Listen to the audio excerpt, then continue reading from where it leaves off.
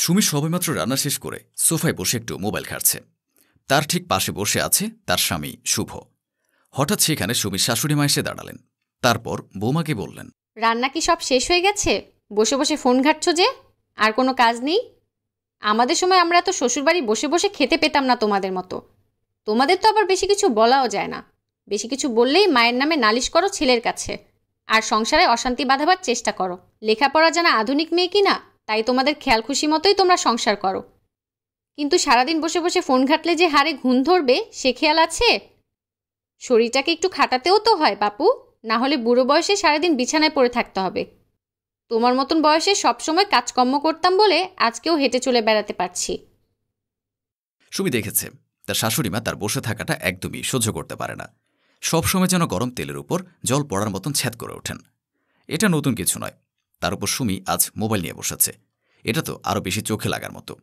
সুমি জবাবে বলল, রান্না তো সব কিছুই শেষ হয়ে গেছে মা, অনেকক্ষণ রান্না করে এসে আমি তবেই এখানে বসে আছি। আর এখন সত্যি কোনো কাজ নেই তেমন। আপনি বলুন কি করতে হবে, আমি করে দিচ্ছি। রান্না করে যখন আমাকে উদ্ধার করেই ফেলেছ, তখন যাও, নিজের ঘরে যাও। আমি আমার ছেলের সাথে কিছু ব্যক্তিগত কথা বলবো। কি এমন কথা মা, যা আমার সামনে বলা যাবে না? আমি তো আপনার ছেলের বউ, সবসময় তার সাথেই থাকি। আর তাছাড়া আমিও এই পরিবারের একজন। তাহলে আমার সামনে কথা বলা যাবে না কেন? মণিমালা দেবী সুমির কথা শুনে একটু বিরক্ত হলেন, কারণ বাড়ির বউদের এত মুখে মুখে তর্ক করা উনি একেবারেই পছন্দ করেন না। দেখো বৌমা, আমি আমার ছেলের সাথে কি পার্সোনাল কথা বলবো সেটাও যদি তোমার সামনে বলি, তাহলে আর তোমাকে যেতে বলছি কেন? আর তাছাড়া ছেলের আর আমার নিজস্ব কিছু কথা থাকতেই পারে। সংসারে খুঁটিনাটি বিষয়ে সব কথা বৌমাদের না শুনলেও চলে। তুমি ঘরের বউ, খাবে দাবে, নিজের শখ মেটাবে। এর বাইরে বেশি অধিকার দেখাতে চেও না। সব ব্যাপারে বাড়ির বউদের মাতব্বরি করাটা কিন্তু মোটেও ভালো না। আমাদেরও স্বামী ছিল, কখনোই তার গায়ে জোকের মতো লেগে থাকতাম না। যেতে বলেছি যাও, বেশি কথা না বাড়িয়ে। সুমি একবার শুভর দিকে তাকালো। সে ভেবেছিল এখানে হয়তো শুভ প্রতিবাদ করবে, কিন্তু শুভ নির্বিকারে চুপচাপ বসেছিল। সুমির ভীষণই অস্বস্তি বোধ হল। সে শুভকে উদ্দেশ্য করে বলল, আমি ভেবেছিলাম হয়তো তুমি এখানে একটু হলেও মাকে বোঝাবে। আমি তোমার স্ত্রী, তোমার ঘর সংসারের দায়িত্ব আমার উপর। তাহলে আমাকে আড়াল করে কি এমন কথা তোমার মা তোমাকে বলবেন যা আমাকে বলা যায় না? শুভ তার মাকে ভীষণ ভয় পায়। মায়ের উপর একটা কথা বলার সাহস নেই শুভর। কিন্তু শুভর ইচ্ছে হচ্ছিল সুমি এখানে বসে থাকুক। মাকে ভয় পেলেও স্ত্রীকে অনেক ভালোবাসে শুভ। শুভ একবার মায়ের চোখের দিকে তাকালো, দেখল মায়ের চোখ তখন আগুন রাঙা। কোনো কিছু বলতেও সাহস হল না তার। শুভ কিছু বলার আগে মণিমালা দেবী বলতে শুরু করলেন, দেখো বৌমা, ছেলে আর মায়ের মাঝখানে ঢোকার চেষ্টা করো না। শুভ আমার মুখের উপর কথা বলুক, এটা আমি চাই না। আর আমি জানি শুভ আমার কথার উপর কিছুই বলতে পারবে না। আর তাছাড়া ও আমাকে কি বোঝাবে? আমি নিজে যা বুঝি সেটাই আমার কাছে যথেষ্ট। কিন্তু মা, আপনি যে আমার সামনে নিজের ছেলের সঙ্গে ব্যক্তিগত কথা বলতে পারছেন না, এটা কি আপনার বিবেকহীনতা নয়? কারণ আমি তার স্ত্রী, তার সমস্ত বিষয়ে খোঁজখবর রাখা আমার অধিকার আছে। আপনি যদি ইচ্ছাকৃত সেই অধিকার কেড়ে নিতে চান, সেটা আমাকে অপমান করা হয়। অত মান অপমান বুঝি না। তোমাকে যেতে বলেছি, তুমি যাবে। বেশি কথা বাড়ালে আমার থেকে খারাপ আর কেউ হবে না। আর তুমি ভাবলে কি করে ছেলে আর আমার মধ্যে যা কথা হবে সব তোমাকে বলবো? শুভর মৌনতা বুঝিয়ে দিল এখন সুমিকে এ স্থান ছাড়তে হবে। সুমির কাছে এটা বেশ ছোট হওয়ার মতো। শ্বশুরবাড়ি বলে সবকিছু মুখ বুঝে সহ্য করতে হয়। ওর বাপের বাড়ির বিষয়গুলো এর উল্টো ছিল। মা বাবা কোনো আলোচনা করলে আগে সুমিকে ডাকত। অগত্যা সুমি সেখান থেকে চলে গেল। সুমি চলে যাওয়ার পর শুভ তার মাকে বলল, মেয়েটাকে এভাবে না বললেও পারতে। ও তো আমার স্ত্রী হয়। ওর সামনে কথা বলতে অসুবিধা কিসের? বলো, কি যেন বলবে বলেছিলে? তুই আমাকে শেখাতে এসেছিস কি করবো আর কি করবো না? দেখ শুভ, পৃথিবীটা আমি তোর আগে দেখেছি, তাই আমার অভিজ্ঞতা তোর থেকে অনেক বেশি। বাড়ির বউদের বেশি প্রশ্রয় দিলে ওরা মাথায় উঠে নৃত্য করে। সবসময় ওদেরকে হাতের মুঠোয় রাখা উচিত, যাতে বেশি বাড়াবাড়ি করতে না পারে। পাশের বাড়ির সোমা বৌদি বলছিলেন তার বৌমা দুদিন শ্বশুরবাড়িতে আসতে না আসতেই সমস্ত কিছুর অধিকার হাতিয়ে বসেছে। এমনকি ছেলেটাকেও কবজা করে নিয়েছে। আমি চাই না ও বাড়ির মতন আমাদের বাড়ির অবস্থা হোক, তাই আগে থেকে লাগাম টেনে রাখছি। ঠিক আছে, এখন কি বলবে বলো। বিয়ের তো কয়েক বছর হয়ে গেল, এবার তো একটা বাচ্চা কাচ্চা নিতে হবে। বুড়ো বয়সে আমারও তো ইচ্ছে করে একটু নাতি নাতির মুখ দেখি, কিন্তু তোদের সেদিকে খেয়াল নেই। আচ্ছা বাবু, তোর বউ কি বাজা? বাচ্চা কাচ্চা হয় না কেন? এসব কি কথা মা? সুমি বাজা কেন হতে যাবে? আমরা ইচ্ছে করে এখনো বাচ্চা নেইনি। আর তাছাড়া ওর সম্পর্কে এ ধরনের কথা বলতে তোমার মুখে আটকালো না? প্রয়োজন পড়লে আমি তোর আবারও বিয়ে দিব, কিন্তু আমার একটা নাতি নাতনি চাই। এর থেকে বেশি দেরি করলে লোক নিন্দে করবে। পাড়ার লোকে আমাকে কথা শোনাতে ছাড়ে না। ওরা জিজ্ঞেস করছিল, 7 করে ছেলের বিয়ে দিয়ে বৌমা নিয়ে এলে, এখনো বাচ্চা কাচ্চা হলো না কেন? বউ কি তবে সন্তান ধারণে অক্ষম? মায়ের মুখে দ্বিতীয়বার বিয়ের কথা শুনে শুভ ভীষণ রকম চমকে উঠল। লোক মুখে শুনেছিল শাশুড়ি মায়েরা নাকি ভালো হয় না। আজ শুভ নিজের চোখে দেখল তার স্ত্রীর প্রতি মায়ের ঠিক কতখানি বিদ্বেষ রয়েছে। না হলে কেউ এইভাবে দ্বিতীয় বিয়ের কথা বলতে পারে? শুভ তার মাকে বুঝিয়ে বলল, আচ্ছা মা, কেন যে তুমি বারংবার দ্বিতীয় বিয়ের কথা বলছো আমি তো এটাই বুঝতে পারছি না। তোমাকে তো বললামই আমরা দুজনে ইচ্ছে করে বাচ্চা নিইনি, কারণ একটা বাচ্চা সংসারে আসা মানেই তার অনেক রকম দায়িত্ব থাকে। আমি সব দিকটা সামাল দিয়ে উঠতে পারবো না। আমি সব দিক সামলে তবেই একজনকে পৃথিবীতে নিয়ে আসব। আমি চাই না আমার সন্তান কোনোভাবে কোনো খারাপ পরিস্থিতির সম্মুখীন হোক। কিন্তু আমার সিদ্ধান্তকে তুমি না বুঝেই আমার স্ত্রীর প্রতি এমন ধরনের কথা বললে, যাতে আমার মনে হয় তুমি আর 5টা শাশুড়ির মতোই।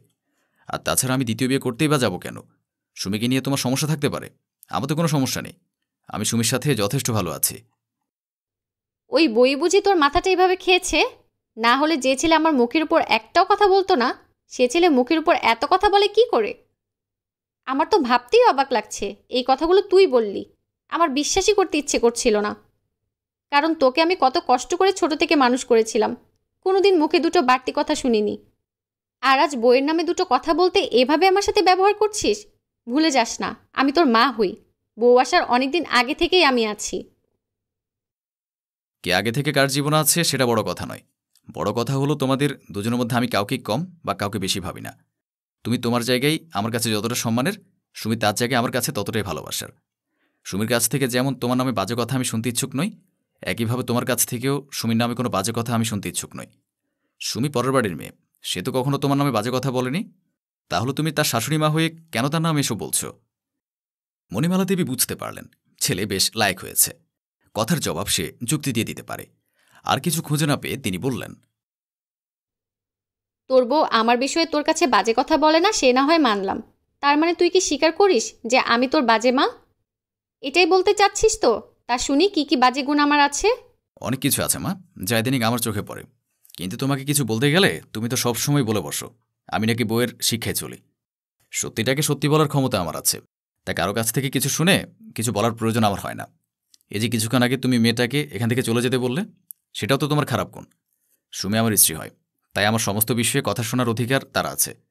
কিন্তু তুমি তাকে বারবার এই অধিকার থেকে বঞ্চিত করো। কই, তোমার মেয়ে আর জামাই যখন একসঙ্গে বসে বাড়ির পরামর্শ করে, তখন তো তাকে উঠে যেতে হয় না, বরং তুমি তাকে শিখিয়ে দাও বাড়ির সমস্ত বিষয় যেন কান খাড়া করে সবটা শোনে। কারণ সংসারটা তার, তাকে সব কিছু বুঝে শুনে নিতে হবে। তাহলে বৌমার বিষয়ে সবটা আলাদা হচ্ছে কেন? মেয়ের বউকে এতটা পার্থক্য করতে তোমাদের শাশুড়ি মায়েদের একটুও বাধে না? শুভ, কি হচ্ছে কি? আমার মেয়েটা 2 দিন হলো বাপের বাড়ি এসেছে, পাশের ঘরেই আছে। সে তো শুনে ফেলবে নাকি? শুনলে কি ভাববে বলতো? যে তুই তার একমাত্র ভাই হয়ে তার সম্পর্কে বাজে কথা বলছিস।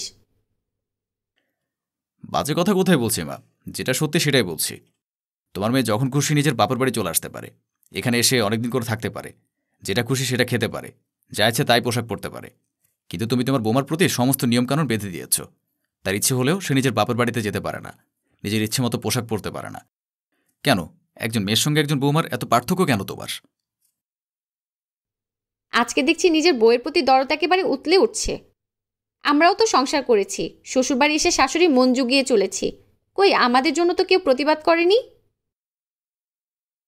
সেই সময় তোমরা নিজেদের প্রতি হওয়া অনেকগুলোর প্রতিবাদ করনি বলে আজকে সে অন্যটা অন্যের সঙ্গে করতে চেয়েছ। আর কবে শাশুড়ি মায়েদের মন মানসিকতা বদলাবে বলো তো?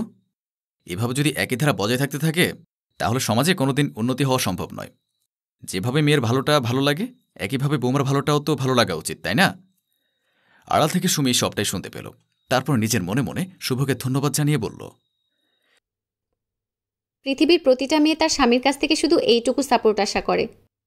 শ্বশুরবাড়ির সবাই ভালো না বাসলেও স্বামী যদি সাপোর্ট করে, তাহলে সেই মেয়েটা সুখী হতে পারে। সুমি রান্নাঘরের দিকে এগিয়ে গেল। তাকে যেতে দেখে তার ননদ বলল, বৌদি, আজ তোমাকে রান্না করতে হবে না। আজ না হয় রান্নাটা আমিই করি। আসলে আজ তো তোমার নন্দাই আসবে, ওর আবার আমার হাতে রান্না ছাড়া মুখে রোচে না। আচ্ছা ঠিক আছে, তোমার যখন ইচ্ছে হয়েছে রান্না করার, তখন তুমি করো। তবে এতে শাশুড়ি মা যদি আবার রাগ করেন?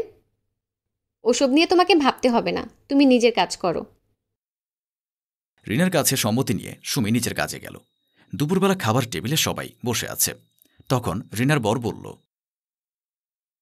যাই বলো শুভ, তোমার বউ দেখতে একটু সুন্দর, হাতের রান্নাটা মোটেও ভালো নয়। ছি ছি, এটা মাংস হয়েছে? এর চেয়ে ফুটপাতের দোকানগুলোতেও ভালো খাবার পাওয়া যায়। তুমি বলতেই পারতে তোমার বউ রাঁধতে পারে না, তাহলে আমি খাবার অর্ডার করে দিতাম। সুমি আর রিনা একে অপরের মুখের দিকে তাকালো। কারণ ওরা দুজন ছাড়া এই রান্নার হাত